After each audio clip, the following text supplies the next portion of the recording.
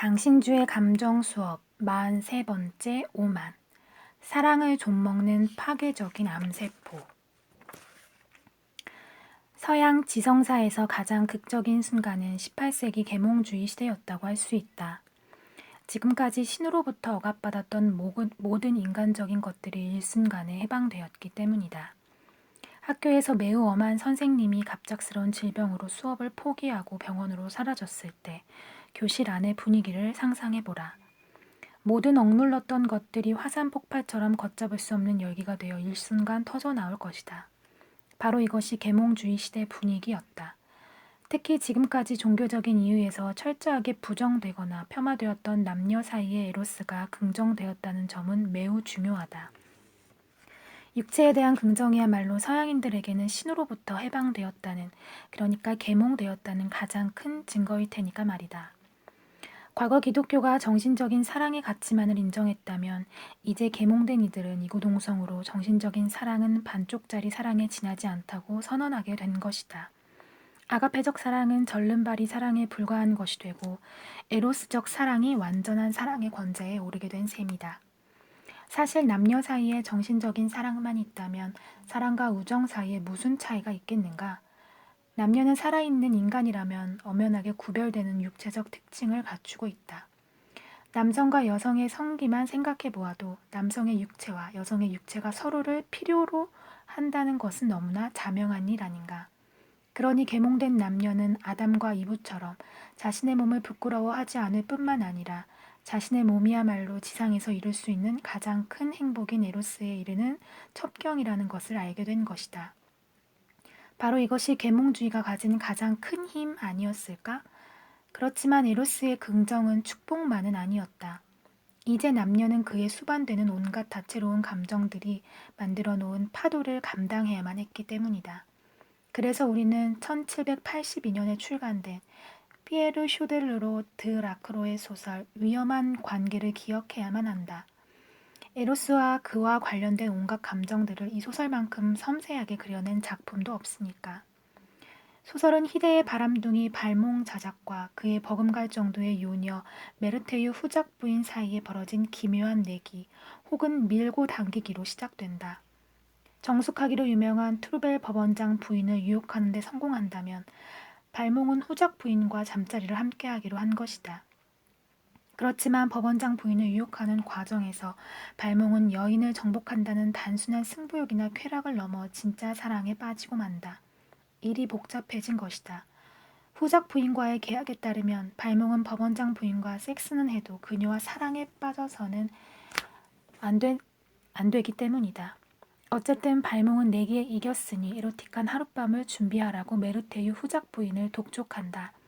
그렇지만 그녀는 발몽이 사랑에 빠졌다는 것을 감지하고 그가 사실은 실패한 것이라고 주장한다.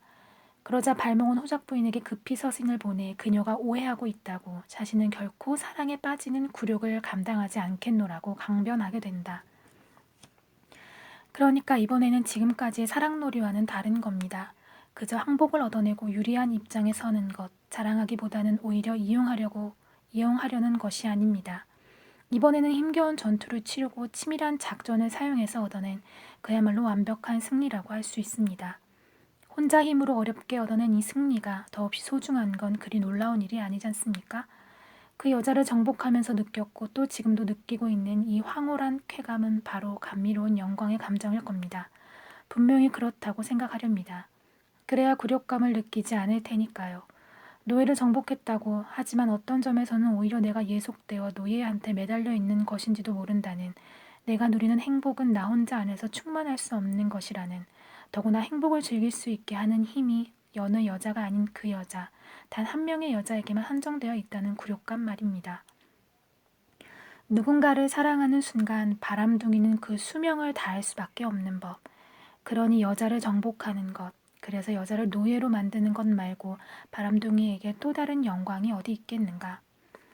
발몽이 메르테유 후작 부인의 지적, 즉 바람둥이라는 명성에 걸맞지 않게 한 여자를 사랑하게 되었다는 지적에 굴욕감을 느끼는 것은 바로 이런 이유에서다. 사랑에 빠진다는 것은 기꺼이 누군가의 노예가 된다는 것에 다름 아니기 때문이다. 그래서 아직도 스스로 여자의 노예가 아니라 여자를 노예로 부르는 주인이고자 발버둥치고 있는 발목 자작은 지금 오만을 포기하지 못하고 트루벨 법원장 부인을 자신이 정복했노라 우기고 있는 것이다. 물론 편지의 행간에는 발몽이 사랑에 빠졌다는 무수한 증거와 고백들이 난무하는데도 말이다. 발몽의 오만에 대하여 스피노자는 이렇게 말했을 것이다. 오만이란 자신에 대한 사랑 때문에 자신을 정당한 것 이상으로 느끼는 것이다. 발몽자장은 여자에게 휘둘리지 않고 여자를 휘두르는 자신의 모습 혹은 그 명성을 너무나 사랑하는 사람이다. 그래서 순간적으로나마 트루벨 법원장 부인의 노예가 되어버린 자신의 현실을 부정하려고 했던 것이다. 이런 오만 때문에 발몽자작은 메르테유 후작 부인의 치명적인 제안, 아직도 여자에 대해 주인으로 군림하고 있다는 증거를 보이려면 법원장 부인을 차갑게 버리라는 제안을 수용하고 만다. 그러나 불행히도 바로 이 순간 발몽은 자신의 오만이 어떤 결과를 초래할지 전혀 예측하지 못했다. 어쨌든 발몽은 법원장 부인을 차갑게 내치고 만다. 그렇지만 그는 이제 희대의 바람둥이가 아니라 이미 한 여자를 사랑하는 평범한 남자가 되어 있었다. 법원장 부인을 외면하는 순간 발몽이 거의 정신분열에 가까운 자기분열을 느끼는 것은 어쩌면 당연한 일이었다. 머릿속에서 믿고 있던 자신의 모습과 실제 사랑을 느끼고 있는 자신의 모습 사이의 괴리를 확인하는 것은 잔혹하기까지 한 일이다. 겉으로는 아무리 트루벨 법원장 부인을 버렸다고 하더라도 그만큼 발몽은 그녀를 그리워하며 그녀의 부재로부터 야기된 극심한 고통에 빠지게 된다. 이런 고통을 조금이나마 완화시키려는 듯 발몽은 메르테유 후작 부인에게 더욱 강하게 잠자리를 요구한다. 다른 여성보다 훨씬 더 예민한 성격을 가지고 있던 메르테유 후작 부인이 이런 발몽의 복잡한 내면을 관과할 리 없다. 발몽이 이제 법원장 부인을 버렸다면 당당히 잠자리를 요구했을 때 후작 부인은 발몽이 진짜로 사랑에 빠졌다는 것, 그리고 그녀 자신이 법원장 부인의 대용으로 전락했다는 것을 본능적으로 파악한다. 후작 부인이 그와 약속한 잠자리를 계속 거부하는 건 이런 이유에서일 것이다. 사랑에 빠진 자신의 모습에 당혹감을 느끼는 발몽보다 더 극적인 캐릭터는 어쩌면 후작 부인인지도 모른다. 그녀는 어느 사이엔가 발몽을 사랑하고 있었기 때문이다. 그러니 다른 여자를 사랑하는 발몽과는 잠자리를 함께 할 수 없었던 것이다. 사랑하는 여인을 버렸지만 그 대가로 얻기로 한 섹스도 거부당한 남자, 그리고 어느 사이엔가 내기를 하며 경쟁하던 그 남자를 사랑하게 된 여자. 이 둘은 모두 어린아이가 되어가고 있었다. 무언가를 빼앗아야만 하는 욕구 불만에 사로잡힌 두 사람 사이는 은밀한 애정관계를 넘어 서로를 파괴하려는 극심한 증오에 휩싸이게 된다. 그 와중에 사랑에 배신당한 순진한 트루벨 법원장 부인은 수녀원을 집거하다 곧 죽어버리고 만다. 사랑은 전염병처럼 세 사람의 남녀를 휩쓸고 지나가 그들을 모두 파괴해버리고 만 것이다. 사랑에 빠지는 것은 결코 굴욕이 아니다.